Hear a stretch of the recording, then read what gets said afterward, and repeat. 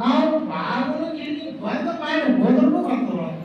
ನೀವು ಊರಿಗೆ ಬಂದ್ ಮಾಡಿದ್ರಿ ಆದ್ರೂ ಒಳಗೆ ಹೋಗಿ ಬರೋದಲ್ಲ ಮತ್ತೆ ಬೆಳೆಯುತ್ತೆ.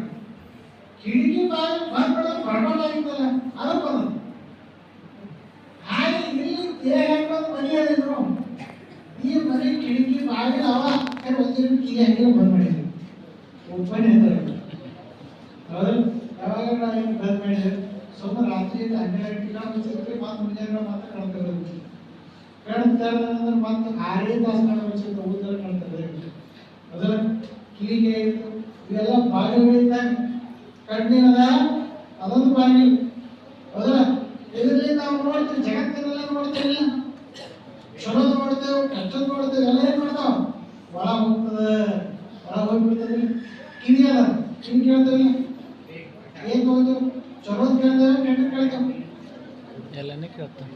ಚಲೋ ಕೇಳ್ತೇವೆ, ಕೆಟ್ಟದಾದ್ರು ಭಾಳ ನೆನಪಿಡ್ತಾವೆ. ಯಾರು ಕಿವಿಡ ಅಂತೇಳಿ ಅವ್ರಿಗೆ ಬೈದು ಪಕ್ಕದ ತಲೆ ಕೊಡ್ತಾವ, ಚಲೋ ಮಗಳು ತಲೆ ಕೊಡ್ಬೋದು. ಯಾಕೆಂದ್ರೆ ಯಾವ್ದು ಕೆಟ್ಟದ ಅದು ಬೇಗ ಒಳಗೆ ಬೈತಾವ, ಏನು ಚಲೋ ಬೇಗ ಒಳಗೆ ಬರೋದು. ಹೀಗಾಗಿ ನೀವು ಕಸ ಒಳ ಹೋಗಿ ಬಿತ್ತು ಅಂತ ಇಲ್ವಲ್ರಿ ಮನ್ಯಾಗ ಏನಂತ ಮನೆ ಹೊಲಸಾಗ್ತದ ಹೌದಲ್ಲ. ಮನೆ ಹೊಲಸಾಗತ್ತಂದ್ರೆ ಏನು ಮನಸ್ಸು ಹೊಲಸಾಗತ್ತೆ. ಒಳಗಡೆ ಏನು ಹೋಗಿ ಬೀಳ್ತದಲ್ಲ ಗಂಧ ಏನು 5 ವಿಷಯಗಳು ಪಂಚ ಜ್ಞಾನೇಂದ್ರಿಯಗಳು ಅದಾವ ಈ ಮುಖಾಂತರ ಒಳಗೆ ಹೋಗಿ ಬೀಳ್ತದಲ್ಲ ಈ ಮನೆ ಹೊಲಸಾಗ್ತದ.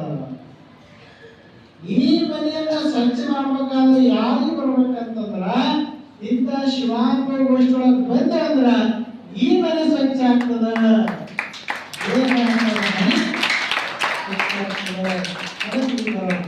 ಯಾಕೆ ಬರೋದಂದ್ರ ಹೊರಗಿನ ಮನೆ ಸ್ವಚ್ಛ ಮಾಡ್ಕೊಳ್ಳೋದು. ನಮ್ಮ ಮನೆ ಹೆಂಗೆ ಸ್ವಚ್ಛ ಮಾಡ್ತಾರೆ ಕಟ್ಟಿದ ಮನೆ ಇದು ಯಾರು ಕಟ್ಟಾರ? ಈ ಮನೆ ಯಾರು ಕಟ್ಟಾರ? ಈ ದೇಹ ಆಮೇಲೆ ಯಾರು ಕೊಟ್ಟರು? ನಿಮ್ಮ ಅಪ್ಪ ಕೊಟ್ರ? ಯಾರು ಕೊಟ್ರೆ?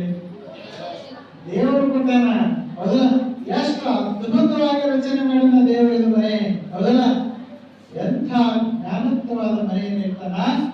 ಈ ಮನೆಯನ್ನ ಹಾಳು ಮಾಡ್ಕೋಬಾರದು ಮೊದಲ ಒಂದೇ. ಆಮೇಲೆ ಈ ಮನೆಯನ್ನ ಸ್ವಚ್ಛ ಇಟ್ಕೋಬೇಕು. ಮತ್ತು ಹೊಲಸು ಬೀಳಲ್ಲ ಅಂತ ಇಲ್ಲ, ಹೊಲಸು ಬೀಳೋದೆ ಮನೆಯ ನಂತರ ಹೊಲಸು ಬೀಳೋದೆ ನಾವೇನ್ ಮಾಡೋದು ಕಸ ಹೊಡೆಯೋದು.